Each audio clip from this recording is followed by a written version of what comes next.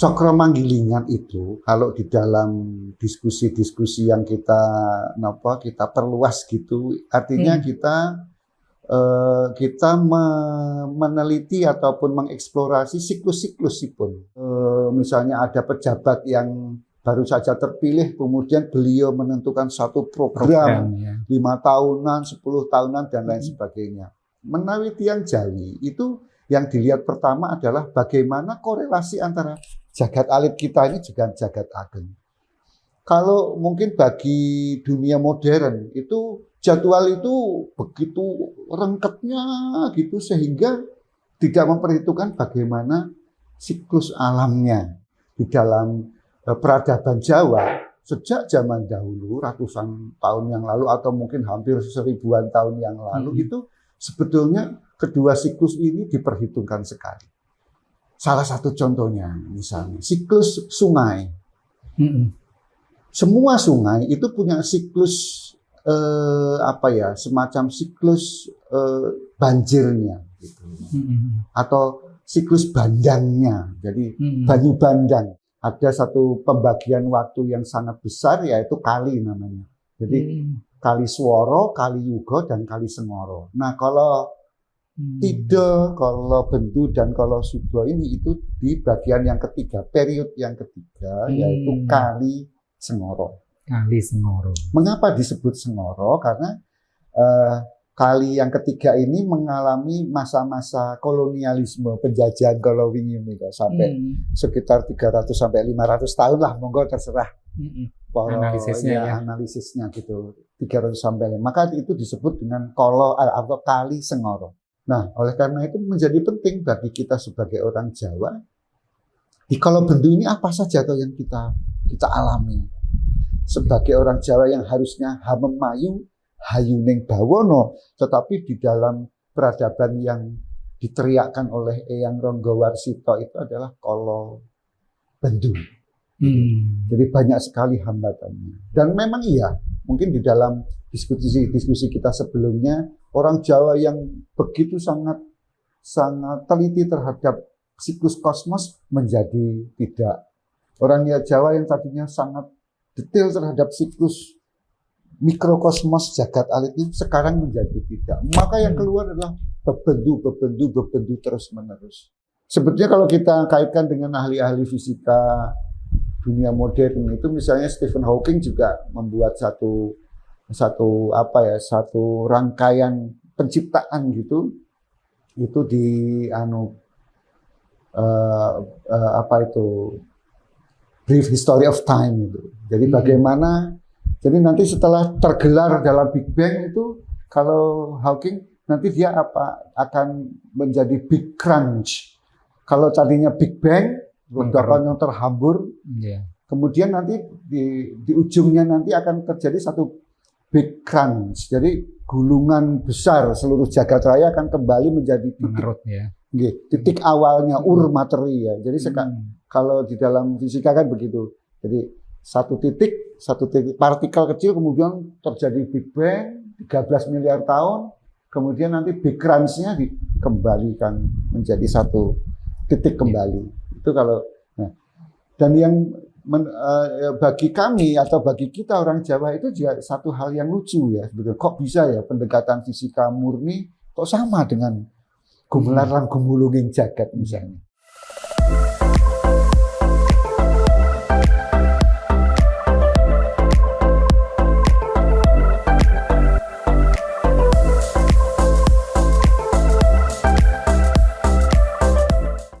Lagi dengan Mbah Cilik Sigit dalam hidangan segar, hidup bermakna sehat dan bugar.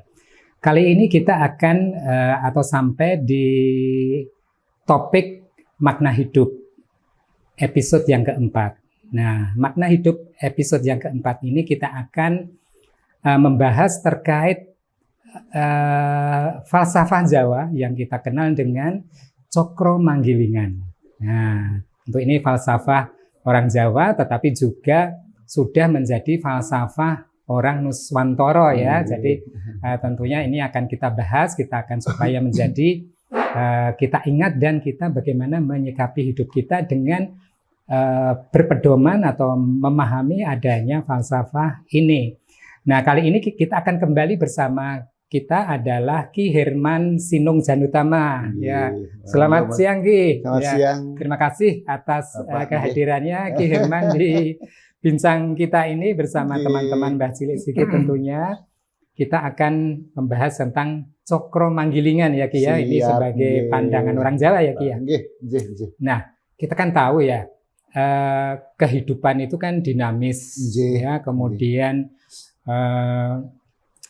ada orang itu ada kumpul-kumpul, di sana ada dukungan, tetapi juga ada persaingan ya, sehingga kehidupan orang itu tidak linier, tetapi pasang surut gitu ya, pasang surut. Nah, apakah pandangan Cokro Manggilingan ini bisa sebagai aspirasi ya, aspirasi orang ya, orang Jawa, orang Nusantara ini untuk memaknai hidupnya dan kemudian untuk menyikapi dan membuat kehidupannya lebih berkemajuan gitulah ya. Monggo gimana Ki? Bapak Ki Singgih Cilik menika dados Cokro Manggilingan itu kalau di dalam diskusi-diskusi yang kita perluas gitu, artinya kita meneliti ataupun mengeksplorasi siklus-siklusipun. Jadi siklus-siklus. Menawi yang Jawi menika itu siklusnya banyak nggih. Jadi ada siklus alam semesta, lajeng kemudian siklus dunia, siklus bumi, siklus yang mempengaruhi musim, kehidupan orang itu. Gitu. Nah, kemudian itu dinamakan dengan jagat ageng. Gitu. Jadi siklus-siklus jagat atau makrokosmos lah kalau dalam bahasa piai-piai sekarang. Nah, di satu sisi lagi orang Jawa juga mengeksplorasi dengan amat sangat mendalam itu dengan jagat alit. Ya. Jadi siklus-siklus yang ada di dalam diri manusia. Salah satunya misalnya siklus bioritmiknya. Lalu kemudian ada lagi siklus tubuhnya, kemudian ada lagi siklus pikirannya, kemudian siklus tenaga, kemudian ada lagi misalnya siklus-siklus yang lain seperti kalau di dalam dunia kedokteran Mbak menawi wonten aliran darah menika itu di dalam hitungan orang Jawa itu dimasukkan di dalam Cokro Manggilingan jagat alit. Dados menika kemudian korelasi antar dua jagat ini, antara siklus di jagat alit dengan siklus di jagat ageng itu kemudian di dalam kawruh ataupun di dalam pandangan hidup orang Jawa itu adalah saling terkait dan saling saling mempengaruhi. Jadi korelasi antara jagat alit dengan jagat ageng itu bagi orang Jawa itu menentukan bagaimana toh sebetulnya jalan hidup orang Jawa. Sehingga seperti sekarang misalnya kalau kita mengikuti jadwal developmentalisme atau jadwal bagaimana membangun satu kota, membangun satu misalnya ada pejabat yang baru saja terpilih, kemudian beliau menentukan satu program 5 tahunan, 10 tahunan, dan lain sebagainya. Menawi tiang Jawi, itu yang dilihat pertama adalah bagaimana korelasi antara jagat alit kita ini dengan jagat ageng. Kalau mungkin bagi dunia modern, itu jadwal itu begitu rengketnya gitu, sehingga tidak memperhitungkan bagaimana siklus alamnya. Sehingga ketika harus membangun satu jalan tol seperti sekarang banyak terjadi, itu tiba-tiba kena ada badai lah, ada hujan yang tidak menentu, bla bla bla. Kerusakan tanahnya. Nah itu sebetulnya menawi di dalam peradaban Jawa sejak zaman dahulu ratusan tahun yang lalu atau mungkin hampir 1000-an tahun yang lalu itu sebetulnya kedua siklus ini diperhitungkan sekali. Salah satu contohnya misalnya siklus sungai. semua sungai itu punya siklus semacam siklus banjirnya gitu. Atau siklus bandangnya. Jadi banyu bandang. Kayak misalnya Sungai Code gitu, yang kita sering sering disebutkan. Nah, itu dalam Kali Code itu bandangnya itu, banjir bandangnya itu 82 tahun sekali. Itu satu siklus. Nah, sehingga kalau orang Jawa ataupun mungkin sultan-sultan yang zaman dahulu, Sultan Hamengkubuwono keempat, Hamengkubuwono V, VI, dan seterusnya itu mau membangun apapun itu diperhitungkan secara matang, secara musimnya, betul, apa gitu musimnya, jagat ageng dan juga jagat alitnya. Kados pun itu yang Jawi orang saes gitu ya. Sehingga itu menentukan satu pola Kiai Cilik menika satu pola kerja. Contoh, mengapa kok Candi Borobudur itu dibangun kok bisa sampai 50 tahun, 100 tahun dalam catatan-catatan sejarah gitu. Orang-orang terutama menganggap itu pemborosan waktu lah, pemborosan biaya, bla bla bla. Tetapi di dalam kehidupan peradaban orang Jawa di Cilik itu yang diperhitungkan adalah siklus-siklusnya. Cokro manggilingannya, baik itu cokro manggilingan jagat alit maupun cokro manggilingan jagat ageng. Yang terutama yang sangat penting juga adalah siklusnya sang batu. Jadi batu vulkanik menika nggih, batu andesit menika itu ada siklusnya, Kiai. Jadi siklusnya kapan dia empuk, kapan dia sangat keras, kapan dia kemudian terjangkiti jamur, kapan dia itu ada siklus pun.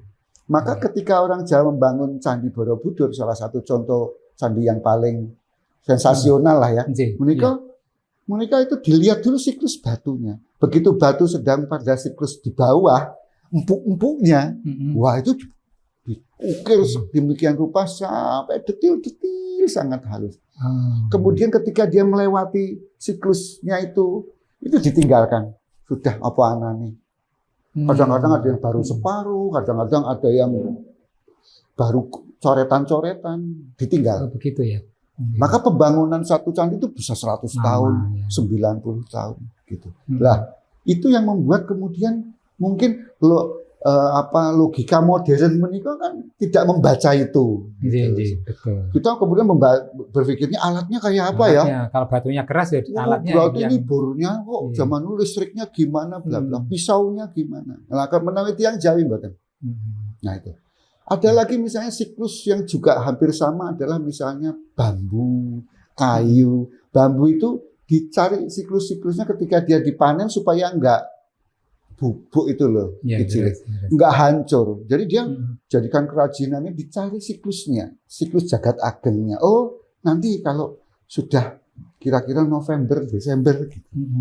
Maka kemudian panennya di bulan-bulan itu. Kemudian dikom dulu di sungai. Ketika siklus sungai itu sedang bagus-bagusnya lumpur. Dan terus memang ini satu integrasi, nggih. Kemudian juga siklus jagat alitnya. Maka nggak mungkin ketika lumpurnya bagus, mesti hujannya terus, anginnya besar. Orang Jawa kemudian mengolah bambu ini bukan mungkin. Tidak mungkin. Orang Jawa bisa menata diri, ngosik.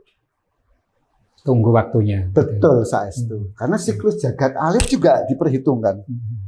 Oh iya ini. Berarti ini. Lah kalau kita sekarang kan akhirnya ada sakit flu lah, sakit inilah, penyakit yang menurut panjenengan itu kan ada bioritmiknya akhirnya hanya menerima efek saja. Menawi tiyang Jawi mboten. Betul-betul bioritmik menika diintegrasikan dengan cokro manggilingan jagat sampai ke dalam kehidupan ya. Nah ini Ki Cilik, tadi kan ada saling berkaitan antara jagat ageng dan jagat alit. Misalnya di jagat ageng itu terjadi perubahan yang kita maknai sebagai perubahan musim atau musim yang berubah. Dan itu juga ada kaitannya mungkin faktor manusia.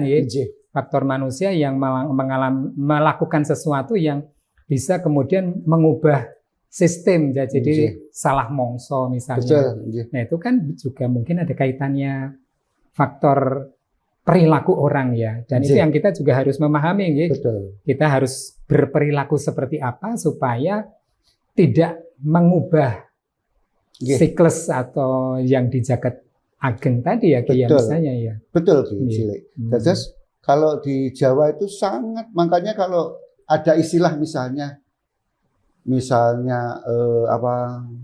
pamali, ada istilah misalnya saru, ada istilah misalnya itu nggak boleh dilakukan, itu nggak nyilakani, nggak seperti banyak sekali. Sebetulnya itu adalah satu sistem kritik terhadap ketidakharmonian kita dengan jagat alit dengan jagat agengnya.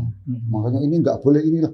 Oh suro jangan ini, suro nanti gini bisa. Tapi begitu dilanggar oleh orang, wah nyatanya enggak tuh biasa saja, misalnya gitu.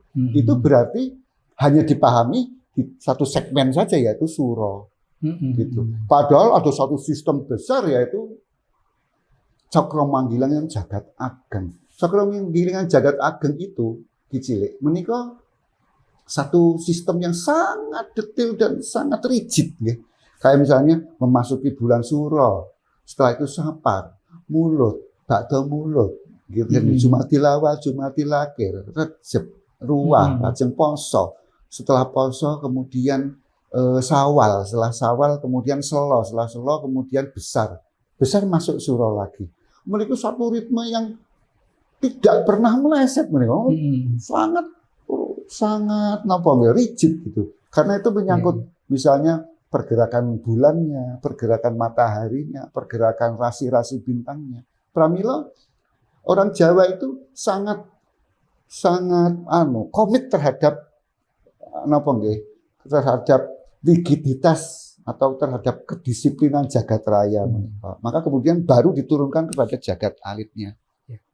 Sistem kemudian salah satunya misalnya perputaran bumi lah, bla bla bla. Menika di dalam peradaban orang Jawa menika sangat rigid. Sehingga nanti kemudian mungkin di dalam dunia panjenengan ya. Jadi pengobatan pun orang Jawa mboten karena ini flu. Ya udahlah ya obat aja obat influenza sampai kesanipun enggal-enggal anti flu. Kalau orang Jawa mboten. Aja kita lihat itu pohon mengkudu nih kok. Pohon mengkudu, pohon mengkudunya dilihat. Nanti aja belum ada yang matang. Siklusnya, Cakramanggilingannya belum. Lajeng nanti orang yang flu itu, diparingi dengan pakai anget-anget lah, jahe lah, kencur, bla bla bla itu. Sampai nanti mengkudunya matang jatuh lah itu kemudian dibuat dibuat kayak bubur gitu. Bubur mengkudu ini, saya lupa namanya. Jadi nanti dikasih gula merah, lajeng kayak dipenyet-penyet gitu, baru diminumkan. Tetapi kita lihat dulu pohon mengkudunya. Belum. Nanti aja. Nah ini disiplin seperti ini orang Jawa itu sangat disiplin. Tetapi banyak hal yang memang harus ikut berubah nih di dalam kados seperti pertanyaan panjenengan kalau wau Cilik. Bagaimana ini terhadap akselerasi kehidupan modern ini kok kan malam aja sekarang kula menika kalau keluar di jalan itu kalau malam kehidupan itu, malam betul. Tetap ramai, tetap ada anak muda, ada orang tua. Ini aja yang dulu mungkin dalam siklus atau Cakramanggilingan orang Jawa tidak ke situ ya, tidak pernah terbayangkan akan ada pola hidup ingkang kados ngaten kala wau. Sehingga efeknya misalnya orang Jawa juga ketika mengikuti siklus yang begitu cepat sekali itu, lajeng mengalami banyak sakitnya lah. Siklus darahnya tidak diperhatikan. Kalau orang Jawa kan punya kados yang darahnya disedot pakai sungu itu zaman dulu. Kados kalau zaman sekarang itu pakai disedot gitu. Bekem ya, betul. Nah dulu kan agem sungu gitu. Ya itu mboten saged ketika pengen dibekem langsung bekem, mboten saged. Iya. Itu harus dilihat dulu siklusnya. Anak wetonmu apa ya? Bisa. Oh, kula Sabtu legi. Oh, aja nek saiki ya iki dinane ya Sabtu ya. Karena siklusnya yang dilihat. Iya. Ki cilik. Jadi betapa detailnya. Betapa betapa komiknya orang Jawa terhadap korelasi antara siklus jagat ageng dengan siklus jagat alit ini. Sangat memperhatikan.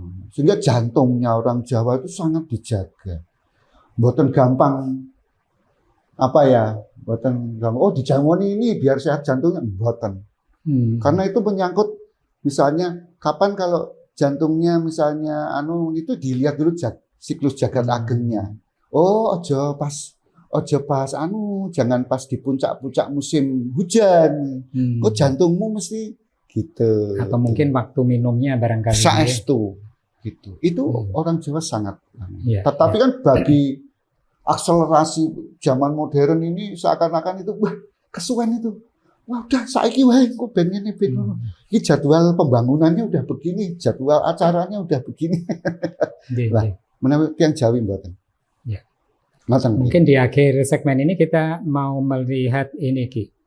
Tadi disampaikan ada hitungan yang rigid gitu ya. Saestu. Di satu sisi kita akan misalnya di manusia yang kita pahami ada istilah bioritmik tadi ya. Misalnya siklus hormon orang itu kan steroid itu turun di dini hari jam 2, 3, 4 itu ya turun sehingga kejadian-kejadian di situ bisa terjadi misalnya asmanya kumat. Orang yang sakit jantung lebih sesek. Dan juga kejadian-kejadian itu banyak kejadian event-event kardiovaskuler ya, misalnya stroke ataupun serangan jantung, mungkin dalam keadaan tidur juga sehingga meninggal. Sehingga memang di agama kita itu kan juga suka bangun malam untuk sholat malam gitu ya di jam-jam itu ya, sehingga akan mengatasi palung atau terendahnya tadi karena bangun akan meningkat gitu ya, sehingga terhindar dari kejadian-kejadian yang tidak diinginkan. Walaupun mungkin setelah dikaji-kaji, oh ternyata anjuran sholat malam itu ternyata ada kaitannya dengan menghalangi tadi ya perubahan-perubahan yang buruk.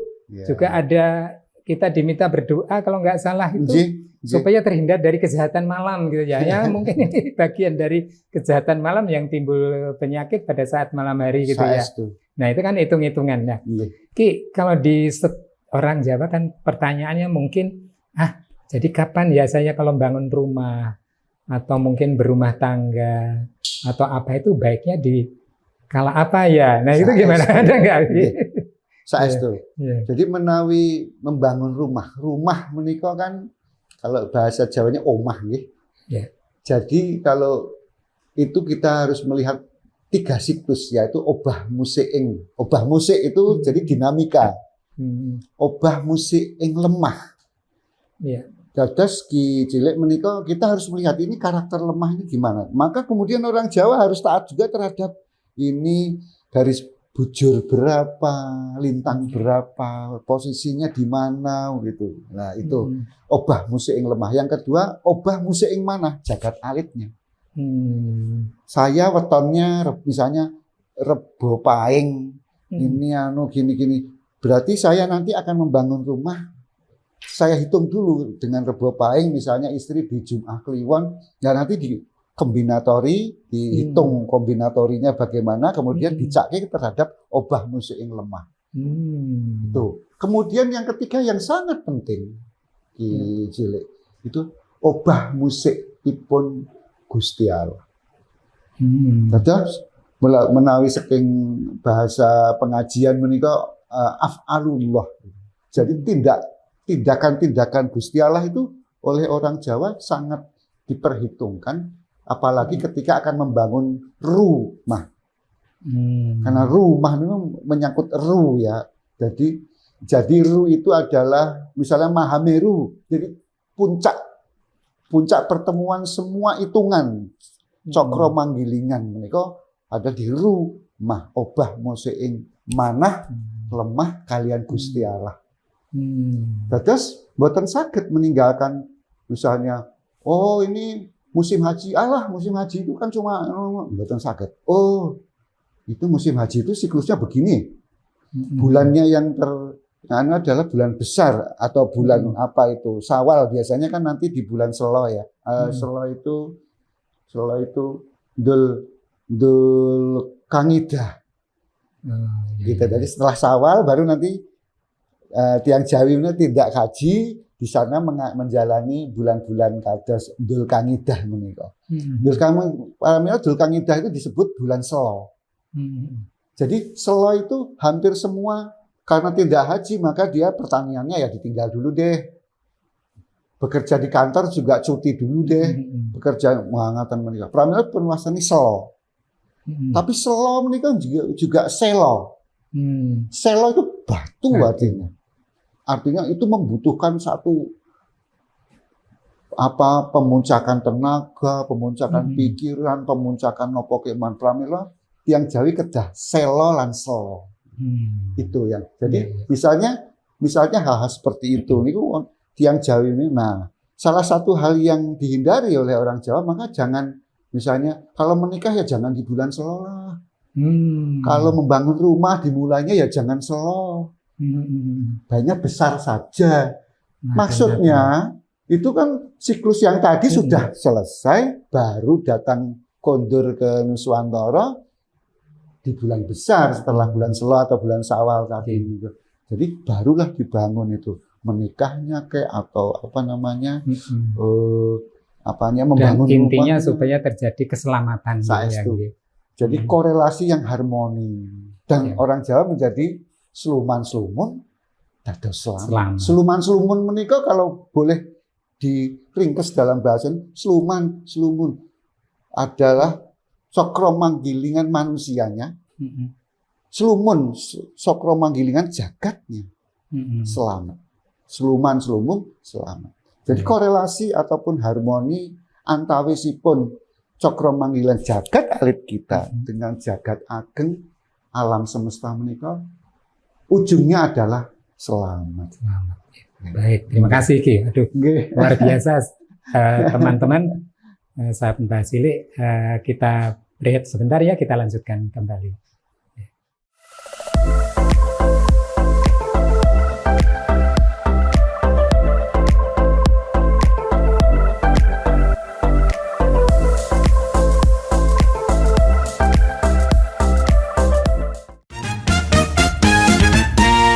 Rekomendasi homestay rombongan di Jogja yang bisa muat di atas 20 orang. Di sini ada 5 kamar tidur dan living room yang besar, cocok buat rame-rame. Lokasinya strategis, berada di Sedo Agung, Kecamatan Godean, Sleman, Yogyakarta. Begitu masuk, tempatnya tuh luas, suasananya adem dan juga tenang. Ada 5 kamar tidurnya lengkap, pakai kamar mandi dalam dengan fasilitas air panas, kasurnya empuk banget dan juga kamarnya super bersih. Tiap kamar tuh desainnya beda-beda. Ukuran kasurnya ada yang queen bed dan juga queen bed, semuanya lengkap, kulkasnya juga ada. Namanya Dian Padang. Buat reservasi bisa hubungi nomor ini ya.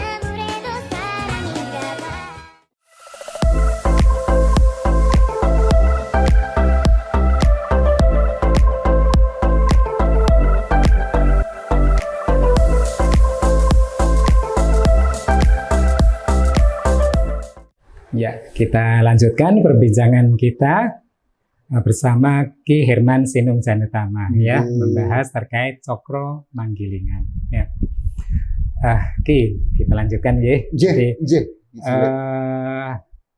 Apa namanya, Raden Ngabei Ronggowarsito, pujangga yang tentunya sudah sangat kita kenal ya. Betul. Membagi cokro manggilingan itu dalam 3 periode ya. Ada Kolotido, Kolo Bendu, kemudian Kolo Subo ya. Coba tolong diangkat kembali apa masing-masingnya itu. Dan kita di kehidupan nyata pesan-pesan yang mungkin bisa diselipkan di sana. Iya. Silahkan. Kalau sebelumnya perlu kita ketahui juga bahwa sebetulnya 3 periode itu atau Kala Tidha, Kala Bendu dan juga Kala Suba itu adalah bagian dari satu Fenomena jangka panjang sekali. jangka panjang. Iya, jadi nanti ada banyak sekali, yaitu ada satu pembagian waktu yang sangat besar, yaitu kali namanya. Jadi Kali Swara, Kali Yuga, dan Kali Sengara. Nah, kalau Tidha, kalau Bendu, dan kalau Suba ini itu di bagian yang ketiga, periode yang ketiga, yaitu Kali Sengara. Kali Sengara. Mengapa disebut Sengara? Karena kali yang ketiga ini mengalami masa-masa kolonialisme, penjajahan kalau wingi sampai sekitar 300 sampai 500 tahun lah, monggo terserah. Analisisnya gitu 300 sampai 5. Maka itu disebut dengan atau Kali Sengara. Kali itu period sekitar 700 sampai 1000 tahun. Lah, kita kecilkan kita di period yang Kali Sengara, kita ini pasca kolonialisme, lajeng kita kemudian menjumpai 3 kala, yaitu yang dikumandangkan atau disosialisasikan oleh Eyang Ronggo Warsito. Kala Tidha, Kala Bendu, dan Kala Suba. Ini ada di ujung Kali Sengara. Jadi ini ada kali sebelumnya. Iya, kali-kali yang lain itu ada lagi kalau nggak salah 7. Masih ada 5 di 4 berarti sebelum kalau Tidha, Kala Bendu, Kala Suba. Ya. Nah, menika di cilik menika kali kalau Tidha itu adalah memang di zaman Mangu-Mangu ya. Tidha itu artinya ragu-ragu. Segala informasi, segala keterangan, segala petunjuk menika serba sarwa Tidha serba meragukan. Serba meragukan, ini iya atau enggak toh? Ini gimana sih? Itu gimana sih, apakah benar atau tidak gitu. Karena memang tatanan sosial menika di dalam masa-masa penjajahan menika, masa-masa kolonial itu mau berubah secara drastis menika. Ya, tatanan sosial dulu ada sultannya, sekarang tidak ada. Dulu ada, maksud saya ada raja ya, monarki, sekarang jadi demokrasi. Dulu ada hukum adat, hukum agama, saat menika hukum positif. Dulu ada, semuanya tuh jadi jungkir, wolak-walik zaman kalau bahasanya. Nah, dalam posisi wolak-walik zaman itu maka kemudian terjadilah Tidha serba meragukan. Nah, ini yang kemudian diwanti-wanti oleh Eyang Ronggo Warsito. Hati-hati, kita ini mengalami zaman yang disebut dengan zaman Tidha.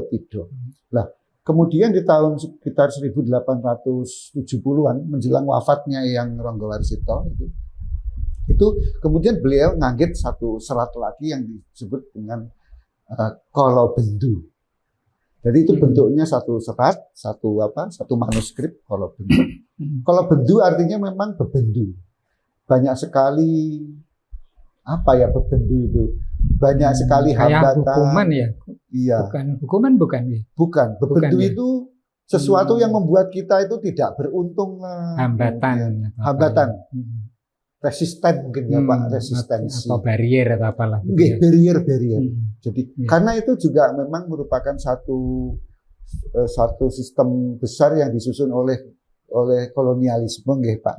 Jadi bagi orang Jawa menimbulkan bebendu. Menimbulkan satu barrier yang sangat besar, menimbulkan satu halangan-halangan yang sangat besar gitu. Nah, itu yang kemudian oleh Eyang Ronggo Warsito dikumandangkan sekitar tahun 1872 dengan serat Kala Bendu. Jadi Kala Bendu dalam hitungan tadi yang panjang tadi Kali Sengara itu dikumandangkan bahwa iya kita ini masuk ke Kala Bendu itu oleh Eyang Ronggo Warsito. Gitu. Lah, kemudian nanti Kala Subanya kapan?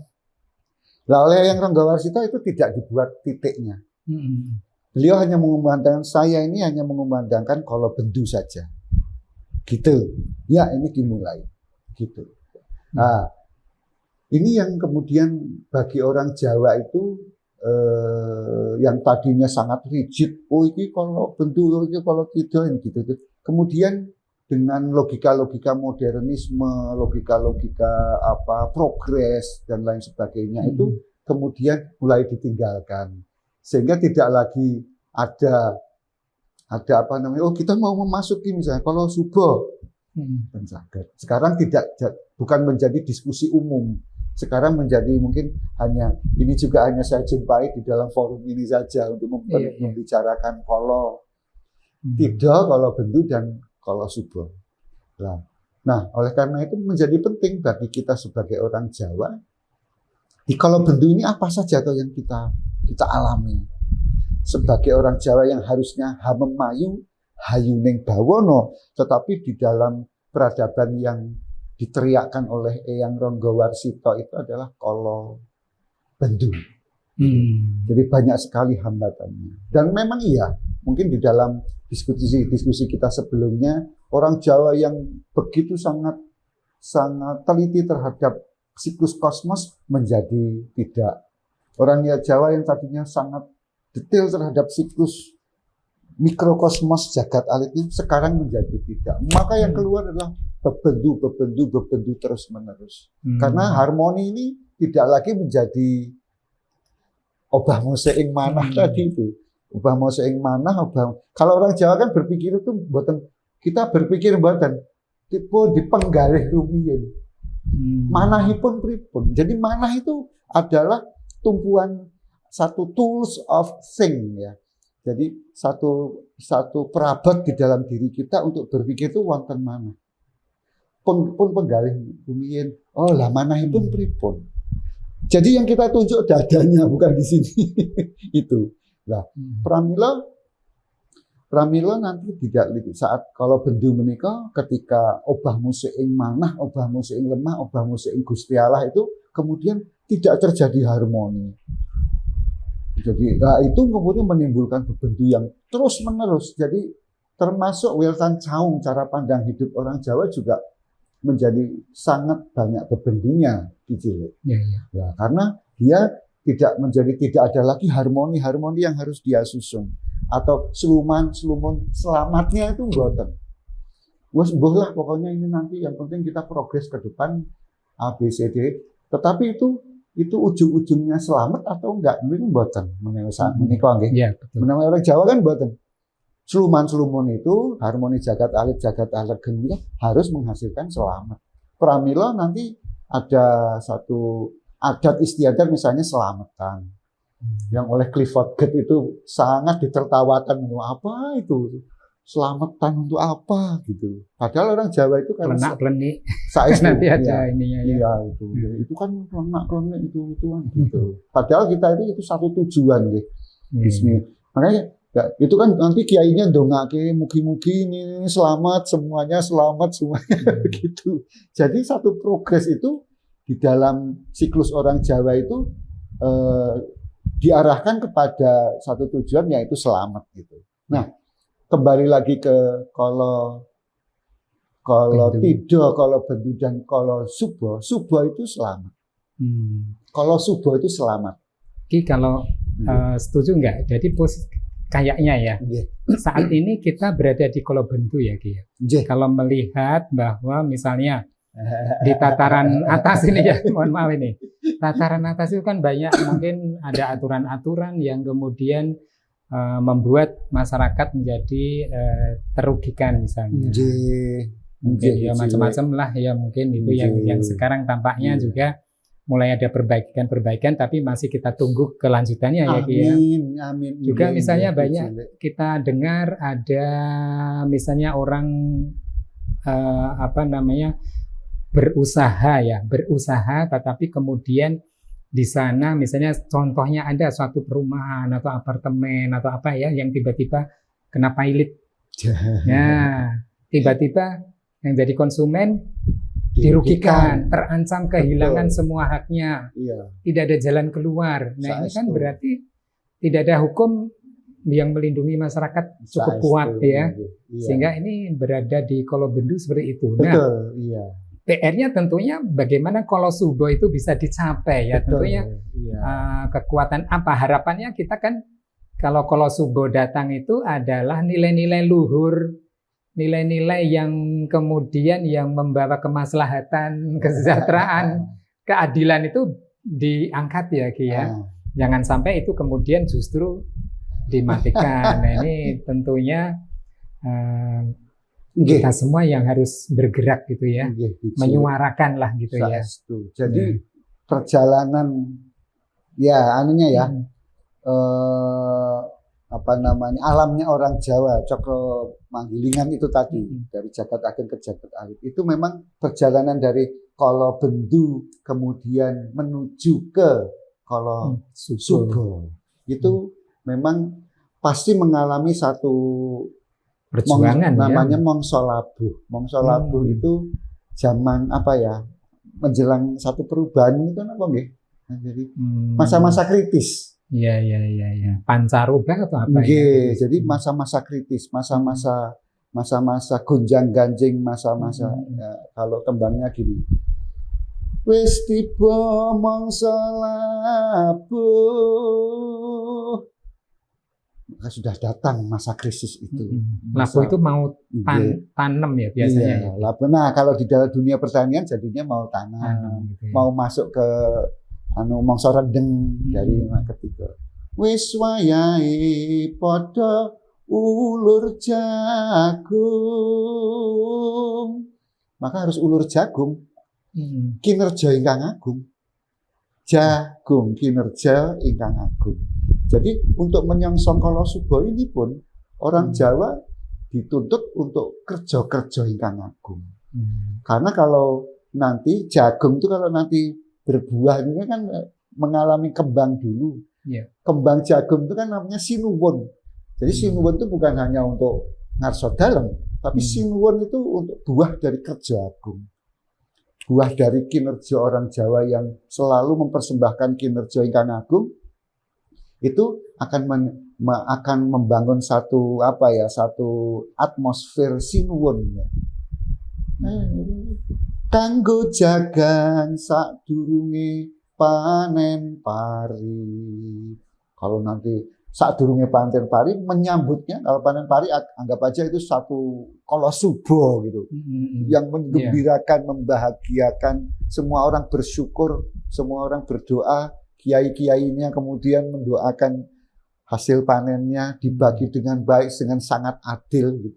Maka prayogane iya nandur, maka tanamlah di dalam kehidupanmu itu bayung, bayem, lombok, terong gitu. Jadi kalau ke dunia pertanian jadinya bayung itu kan godong juga, bayem itu daun bayem, lombok itu buah lombok itu ya cabai, kemudian terong itu juga satu sayuran yang biasa dinikmati masyarakat. Tetapi ini ada simbol tegasnya, manfaat ya, simbol manfaat ini. Ya. Bayung menika artinya membo wuyung ing ngarsanipun Gusti Allah. Wuyung menika jadi betul-betul cinta. Jadi kan ada tresno itu ya kecintaan. Tetapi kalau sudah wuyung itu sudah ada agak tergila-gilanya, gandrungnya. Wuyung itu di atas gandrung. Tresno, gandrung, wuyung. Kalau wuyung mah seluruh kehidupan itu karena cinta kepada Gusti Allah. Cinta gila kali ya. Iya, ada gilanya lah. Tetapi ingarsanipun Allah, maka disebut asmoro kingkin di satu sisi. Nah, bayung itu, maka bangunlah bayung itu. Kemudian bayem, batin ingkang ayem. Jadi apapun yang terjadi di masa-masa krisis sekarang inilah, akan ada perubahan menuju Kolo Subo ini. Sekarang ada globalis, ada teknologi-teknologi yang menyerang manusia, bla bla bla. Mereka tetap yang harus dibangun adalah bayem, batin ingkang ayem. Bayung, bayem. Yang kedua lombok. Lombok itu lumbu. Lumbu itu fastabikul khairat. Dados berlomba-lomba untuk kinerja agung ingkang kala wau dengan teman yuk berlomba-lomba untuk mempersembahkan kerja-kerja agung. Kemudian yang keempat lombok terong. Terong menika kan kalau menawi ingkang panjang ini kan warnanya kan ungu ya. Iya. Nggih. Terus nila lah kalau jalan. Nah, wonten spiritualitas orang Jawa menika kan cahya wungu terong menika cahyanipun anugerah Allah. Jadi kalau Allah memberikan anugerah kepada manusia, satu hadiah, satu kebahagiaan menika warninipun wungu terong. Gitu. Cahayanya warnanya wungu terong gitu. Nah ini sehingga tadi bayung batin ingkang wuyung, bayem batin ingkang ayem, lajeng lombok lumbu kalau wau, lajeng kalian terong menika, maka itu semua adalah menunggu ataupun angen-angennya lah dan itu menjadi semangat ya. Iya mestinya, betul Pak. Ya, semangat karena untuk berbuat kebaikan memberikan kebaikan, menciptakan ketenangan dengan jiwa yang tadi ya, wuyung tadi ya, wuyung tadi itu. Akhirnya bersemangat di situ. Sekalipun ini kolonya masih bebendu, hambatan, trouble, bla bla. Tetapi yang harus dibangun di jagat alit kita ini, basicnya adalah bayung, bayem, lombok, lan terong. Sehingga menghadapi bebendu kayak apapun, orang Jawa selalu dalam posisi-posisi batin ingkang ayem. Dan itu sebagai karakter ya. Saestu, gitu. Jadi nggak kemudian banyak seperti ya kita lihat di YouTube, orang ini udah bingung, di Amerika bingung, tiang Jawi mboten. Tiang Jawi mboten. Lah, pramila lajeng memasuki kala subuh itu masa-masa mangsa labuhnya ini dijalani dengan seperti itu. Maka kemudian kita masuk ke kala subuh itu juga sering disebut sebagai satu zaman atau periode suka dan bahagia. Subuh, suka lan pambagio. Alhamdulillah. Matur suwun nggih. Teman-teman Mbah Cilik luar biasa ya. Jadi beberapa pesan akan sangat berguna sekali sebagai inspirasi kita. Kita break sebentar, kita lanjutkan lagi nanti.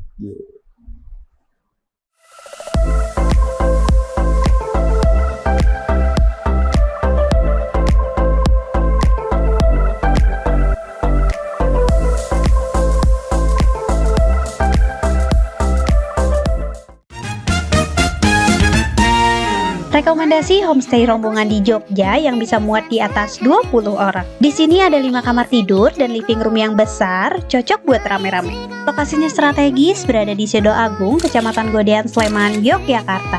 Begitu masuk, tempatnya tuh luas, suasananya adem dan juga tenang. Ada 5 kamar tidurnya lengkap, pakai kamar mandi dalam dengan fasilitas air panas, kasurnya empuk banget dan juga kamarnya super bersih. Tiap kamar tuh desainnya beda-beda. Ukuran kasurnya ada yang queen bed dan juga queen bed, semuanya lengkap, kulkasnya juga ada. Namanya Dian Padang. Buat reservasi bisa hubungi nomor ini ya.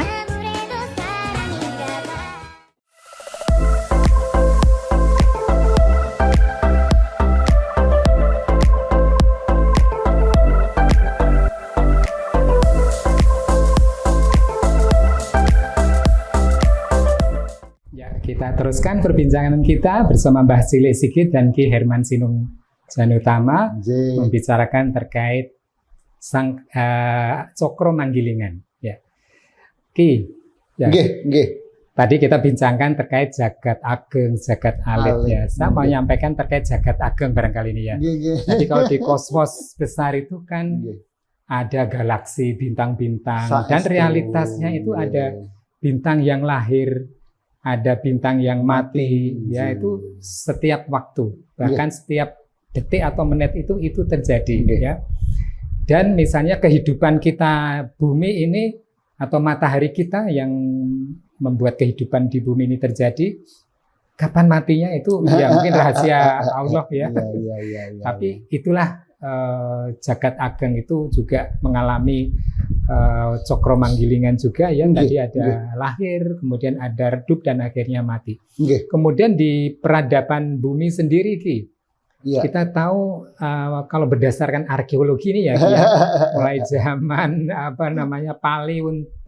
Paleolitikum ya. Zaman itu zaman manusia purba. Masih zamannya Homo erectus. Belum Homo sapiens sebagai nenek moyang manusia modern ya.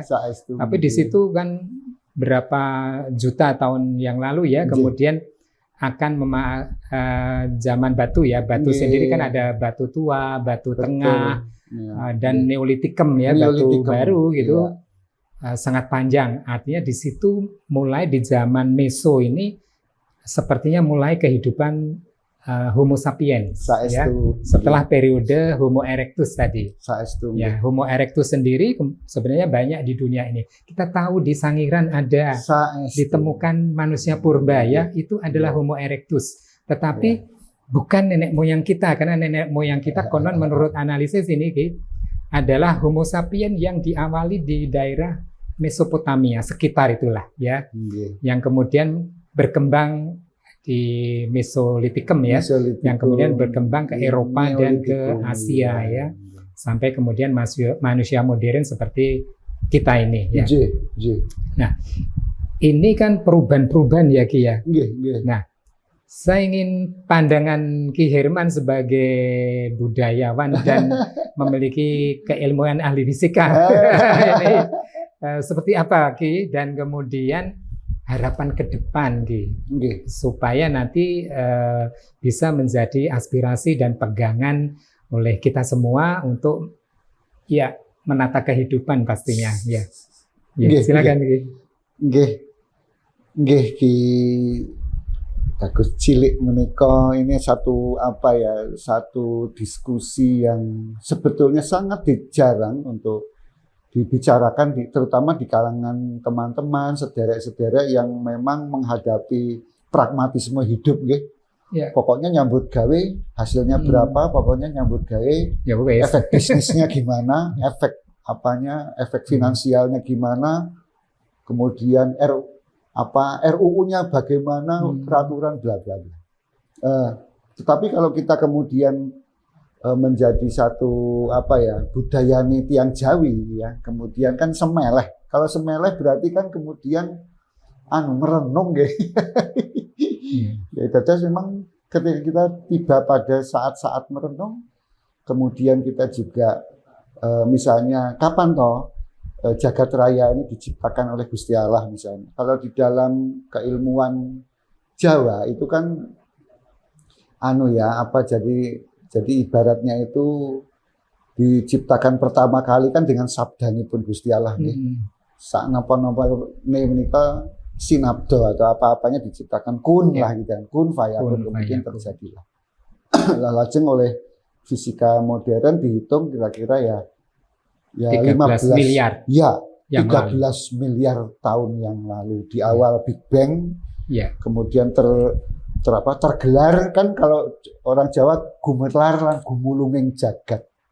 Nah, begitu digelar di 13 miliar tahun yang lalu, lajeng kapan akan digulung kembali. Jalaran gumelar saha gumulungipun jagat.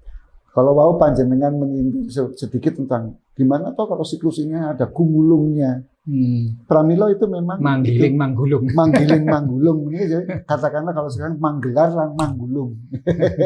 Nah, itu di jagat orang Jawa itu memang segala sesuatu yang tergelar hari ini itu atau dari 13 miliar tahun yang lalu itu sejatosipun samangke titiwancinipun badhe dipun gulung malih menika. Ya. Sebetulnya kalau kita kaitkan dengan ahli-ahli fisika dunia modern itu, misalnya Stephen Hawking juga membuat satu rangkaian penciptaan gitu, itu di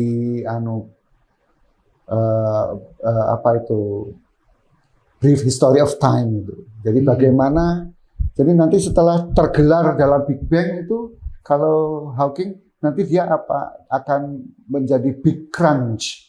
Kalau tadinya Big Bang, ledakan yang terhambur, kemudian nanti di ujungnya nanti akan terjadi satu Big Crunch. Jadi gulungan besar seluruh jagat raya akan kembali menjadi titik awalnya materi ya. Jadi kalau di dalam fisika kan begitu. Jadi satu titik partikel kecil kemudian terjadi Big Bang 13 miliar tahun, kemudian nanti Big Crunch-nya dikembalikan menjadi satu titik kembali.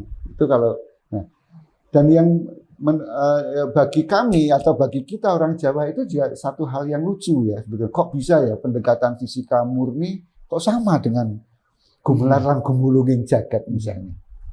Itu yang pertama, Pak Ki Ageng Cilik. Nah, kemudian bagaimana sebetulnya hal-hal apa lagi? Itu di dalam teorinya Hawking itu lucu. Jadi jagat raya ini itu disonggo gitu. Jadi jagat raya ini disonggo oleh apa gitu?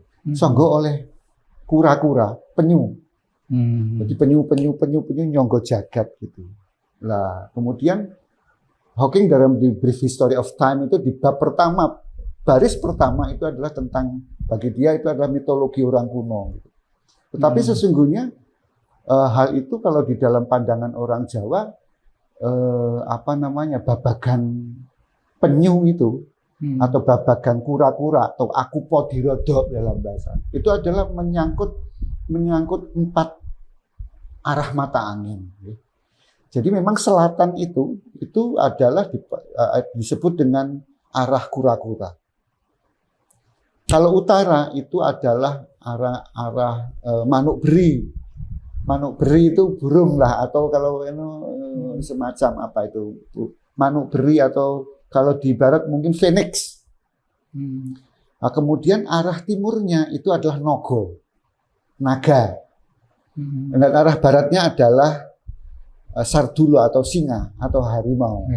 Jadi arah barat ditunjukkan dengan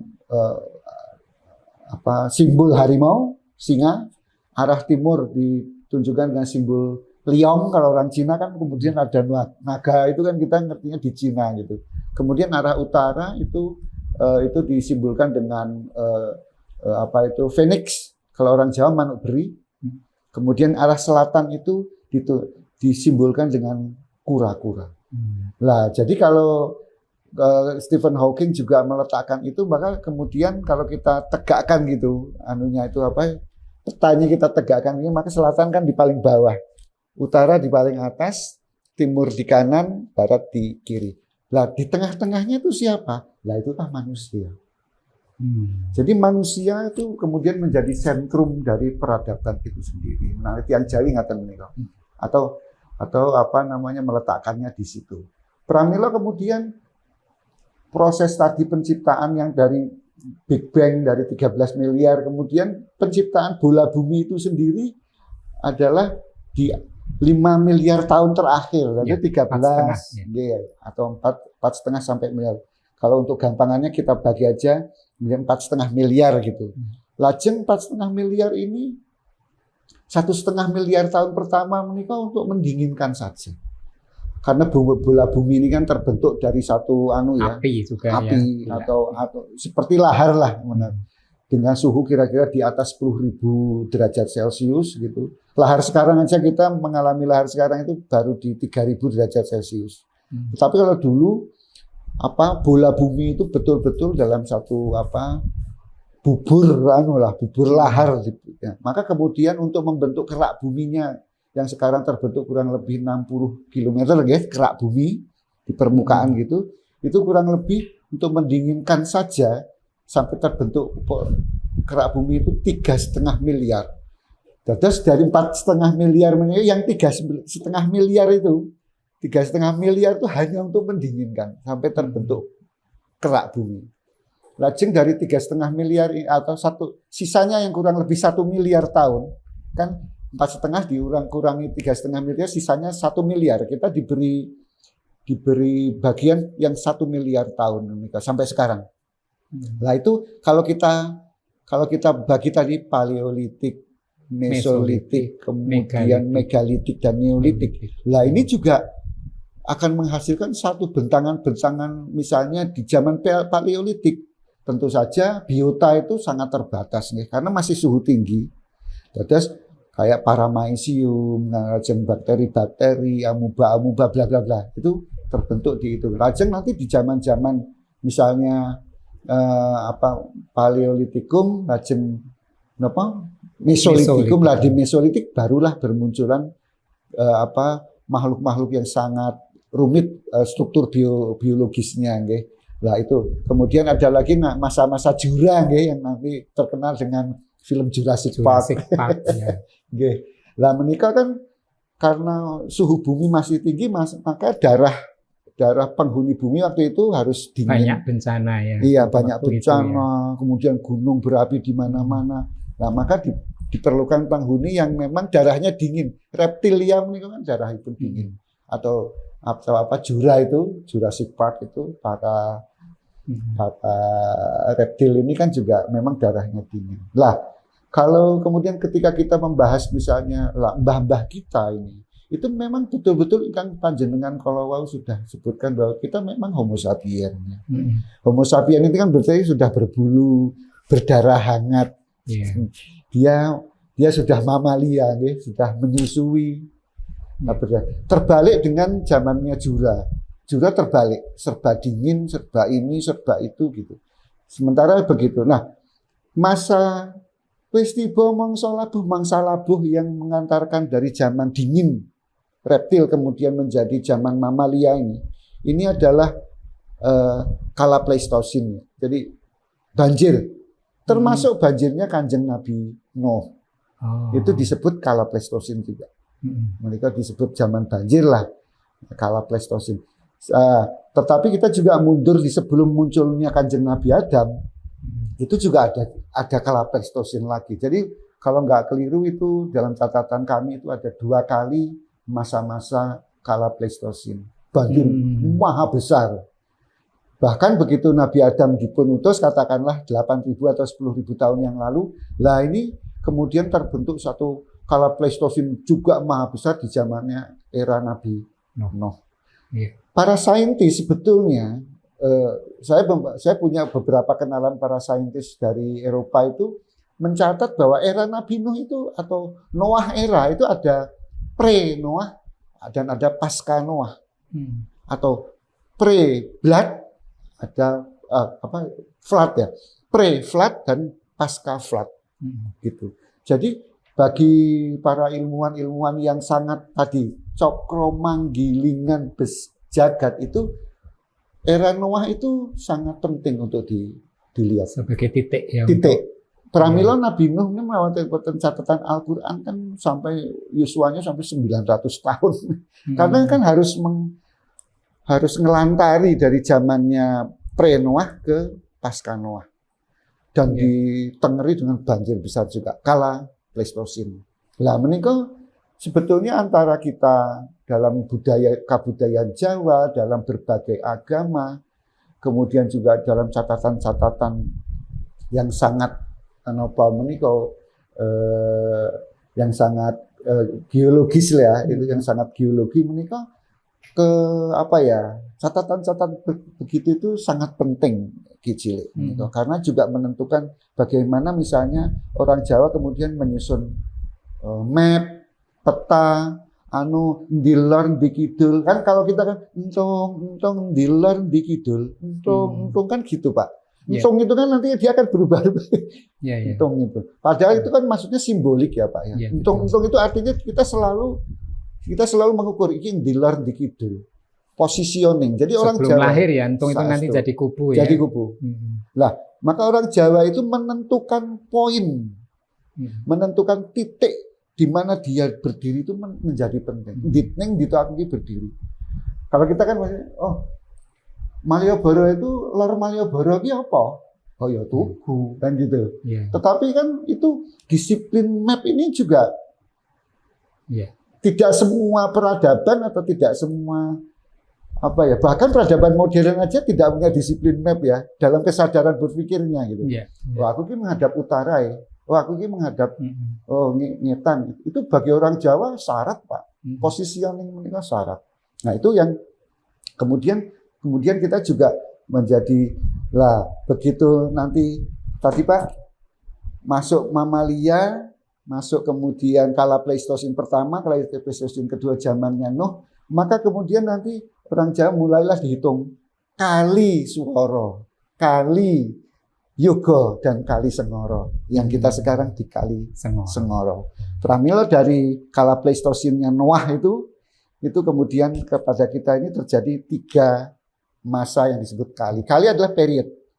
Jenengan bisa kita hubungkan lagi, misalnya dengan sekarang kita kali Sengoro. Lah kali Jogo ini sopo? Nah, pramila kita kalau menyebut asma yang Kanjeng Sunan Kalijogo, sesungguhnya kita terikat dengan masalah-masalah period itu tadi. Lah, cuma kesadaran ruang waktu Jawa kita itu memang mengalami banyak sekali degradasi. Ini akhirnya kita menganggap Sunan Kalijogo. Kalijogo itu jaganya malah kali yang mengalir itu. Padahal itu maksudnya period yang sangat panjang. Satu period kali itu kira-kira 700 sampai 1000 tahun. Atau lekso, setunggal lekso ya. Setunggal sak lekso warso itu maksudnya 1000. Nah itu jadi disiplin kayak begitu tuh orang Jawa sebetulnya sangat rigid. Nah, oleh karena itu begitu masuk ke eranya Noah itu tadi pasca kala Pleistosen itu kita kali yang pertama, kali Swara. Di mana dawuh Allah itu langsung sira Nuh gitu. Oh nggih Gusti gitu. Betul-betul direct gitu. Direct sound of God gitu. Tapi kemudian di kala Yuga ya ini ada penurunan gitu. Yuga kan artinya derajat kedua, iki bapak, iki anak gitu. Ada penurunan itu di periode yang kedua. Lajeng di era-era pasca Kanjeng Nabi Muhammad itu kemudian menjadi era yang ketiga yaitu kali Sengoro. Betul-betul Sengoro, kesengsaraan manusia. Karena itu memang betul-betul di ujung zaman yang akan kita hadapi nanti di era-era setelah Kala Bendu ini akan ada Kala Suba. Kemudian harapannya terakhir ini harapannya kepada kita semua gimana? Menawi manusia Jawa dan Nusantara gitu ya. Apapun yang kita lihat, kalau kita lihat misalnya kemarin bencana-bencana di Amerika lah, Los Angeles, bencana di Eropa, bencana Tetapi kita kan punya jongko, Pak. Kita punya jongko yang diserat oleh misalnya Eyang Joyoboyo lah, termasuk jongko yang diserat oleh Eyang Ronggowarsito yang jenengan gitu. Jadi bahwa kita ini di akhir Kala Bendu ini kita akan memasuki Kala Suba, suka dan bahagia. Lah ini yang mestinya harus kita siapkan tadi. Bayung bayem lombok lanterong. Ayem wuyung ayem lumbu sekalian anugerah dari Gusti Allah. Itu yang kemudian kita sambut. Itu yang kita siapkan bahwa kita akan menyambut anugerahipun Gusti. Pramila lajeng untuk ngelantari sampai sana ya harus ada Ratu Adil dong. Orang Jawa itu zaman dulu itu kan selalu Ratu Adil itu menjadi bawah sadar orang Jawa.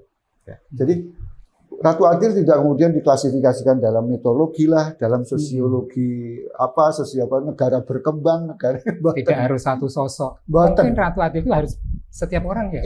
Pak. Atau setiap orang harus memiliki jiwa Ratu Adil ya. Ratu itu kan rat, Pak. Rat itu kan kalau kita tulis pakai aksara Jawa itu ro dan to ya. To-nya di panggung jadi rat. Misalnya kalau rat itu kan jagat raya artinya. Rat itu. Jadi amangku rat. Orang Jawa itu begitu. Hamengku rat. Itu adalah memangku jagat raya. Jadi amangkurat 1, amangkurat 2 misalnya. Atau kita misalnya asmo-asmo ratu-ratu tanah Jawa itu selalu dengan misalnya Hamengku Buwono. Jagat raya itu betul-betul di pangku. Atau Mangku Negoro. Gitu.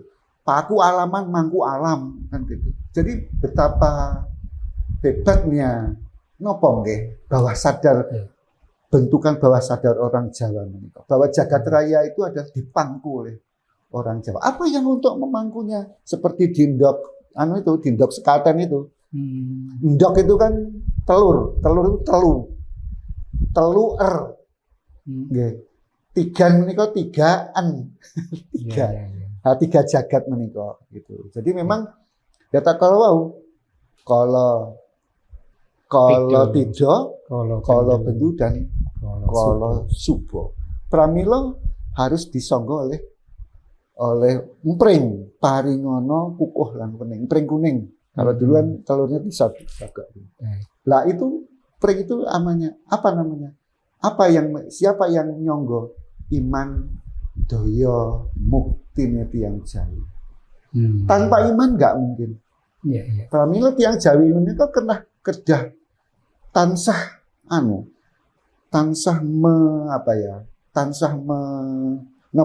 memelihara, maintenance imannya, karena iman daya mukti. Karena tanpa iman tidak akan ada daya. Malah terjadi kerusakan. Betul, chaos Pak, sama akan chaos, akan ini. Pramila kehidupan orang Jawa itu jadi aneh gitu. Di samping kalau kita lihat tanahnya di bumi itu delalah kok ya pasti katulistiwa misalnya. Kalau kita lihat delalah kok satu-satunya archipelago Patirtan atau negeri perairan terbesar di dunia kan gitu. Yang lain-lainnya kan cuma kecil. Jepang ya Patirtan tapi cuma 30. Korea atau di negeri Malta di Eropa juga ada. Yunani sendiri kan juga di laut. Itu cuma kecil-kecil tapi yang seluas Nuswantara ini yang delalahnya kok ya tanah Jawa Nuswantara ini. Sehingga hal ini kemudian membuat kita sebagai orang Jawa itu selalu merefer kepada harmoni gitu. Piye iki supaya ini semua sampai pada harmoni. Piye iki kepada subo slumun lan tansah angsal keselamatan. Ngoten gitu. Terima kasih sekali Ki. Aduh, teman-teman Basile Sigit luar biasa ya perbincangan siang ini ya. Tadi kita bincang sudah dari perbincangan pandangan orang Jawa bahwa Cokro Manggilingan dengan tiga periodisitas tadi ternyata berkembang sangat luas dan menjadi kita tahu bahwa saat ini mungkin kita berada di periode Kolo Bendu. Nah, kita ini sedang akan mudah-mudahan dapat menyongsong Kolo Subo. Ya, di mana di sana tentunya tadi ditengarai bahwa kita itu harus berlaku baik ya, nanam terong, bayem ya, dan juga harus ada semangat yang tinggi untuk menciptakan itu karena semua keharmonisan tadi, harmoni tadi tidak akan muncul kalau kita tidak mengupayakan dan ada rasa bijak yang harus kita pegang ya. Kita bijak itu harus betul-betul pada diri setiap orang kita menjadi ratu adil masing-masing supaya kita bisa menciptakan menyongsong Kolo Subo. Kalau itu tidak maka semua hal yang terjadi itu akan tetap menjadi Kolo Bendu. Mudah-mudahan falsafah tadi bisa menginspirasi kita. Jangan lupa berikan subscribe, like, berikan komentar ya. Jangan lupa dan silakan share ke teman-teman. Salam makna segar, hidup bermakna, sehat dan bugar. Sampai berjumpa pada episode-episode yang berikutnya. Mudah-mudahan semua ini akan memberikan pengetahuan kita semua dan agar hidup kita lebih bermakna. Terima kasih, Herman. Ilusi kehidupan. Benarkah kehidupan ini adalah sebuah ilusi? Banyak orang, bahkan filsuf dunia, menyampaikan bahwa kehidupan ini adalah sebuah ilusi. Ini memerlukan pendalaman makna dari hakikat sebuah ilusi. Kadang ilusi dipahami sebagai halusinasi, sesuatu yang tidak nyata, atau imajinasi, sesuatu yang tercipta dalam pikiran saja, sehingga meleset dari pemikiran dan makna ilusi. Ilusi pada hakikatnya merupakan kesalahan persepsi atas stimulasi tertentu, apakah itu fisik ataupun itu pikiran yang dinyatakan. Lalu kenapa orang bisa salah membuat persepsi? Iya, karena manusia itu tidak sempurna. Dalam arti masih banyak keterbatasannya yang layak untuk selalu dipahami. Keterbatasan panca indera, keterbatasan mengukur sebuah nilai pada diri orang lain ataupun sebuah peristiwa. Jadi, kehidupan ini nyata atau ilusi? Kehidupan dan alam semesta ini nyata dan ada karena diadakan oleh Yang Maha Ada.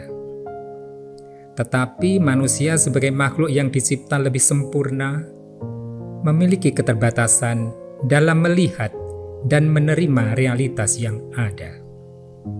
Seperti fenomena kosmik dan alam semesta, hakikat kelahiran dan kematian, distorsi dalam memaknai kaidah agama, sehingga terjadi perdebatan yang mengarah pada perselisihan yang tidak perlu.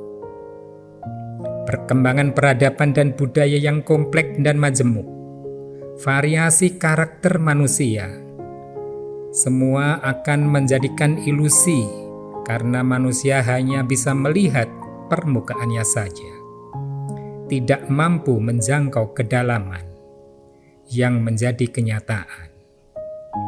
Sehingga kehidupan ini menjadi sebuah ilusi. Lalu, apa yang harus kita lakukan? Di sana ada pesan bijak yang tersirat, di mana kesadaran akan keterbatasan yang ada. Kita mesti hati-hati dalam menilai sesuatu.